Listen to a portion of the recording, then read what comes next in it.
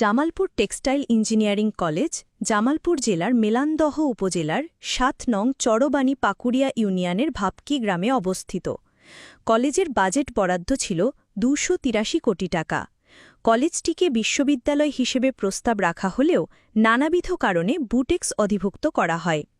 প্রথম প্রাতিষ্ঠানিক কার্যক্রম ২৭ নভেম্বর ২০২২ সালে শুরু হয়। বর্তমানে কলেজ ক্যাম্পাসে ছাত্রছাত্রীদের জন্য ছাত্রহল ২টি, ৩০০ আসন, ছাত্রীহল ১টি, ২৫০ আসন রয়েছে।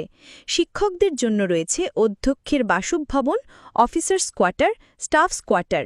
এছাড়াও কেন্দ্রীয় মসজিদ, শহীদ মিনার, ক্যাফেটেরিয়া, মুক্তমঞ্চ, viewers gallery, sub station, water treatment plant রয়েছে। Jamalpur textile engineering college Jamalpur জেলার মেলান্দহ উপজেলার ৭ নং চরবানি পাকুড়িয়া ইউনিয়নের ভাবকি গ্রামে অবস্থিত। কলেজের বাজেট বরাদ্দ ছিল ২৮৩ কোটি টাকা। কলেজটিকে বিশ্ববিদ্যালয় হিসেবে প্রস্তাব রাখা হলেও নানাবিধ কারণে বুটেক্স অধিভুক্ত করা হয়। প্রথম প্রাতিষ্ঠানিক কার্যক্রম ২৭ নভেম্বর ২০২২ সালে শুরু হয়। বর্তমানে কলেজ ক্যাম্পাসে ছাত্রছাত্রীদের জন্য ছাত্রহল ২টি, ৩০০ আসন, ছাত্রীহল ১টি, ২৫০ আসন রয়েছে।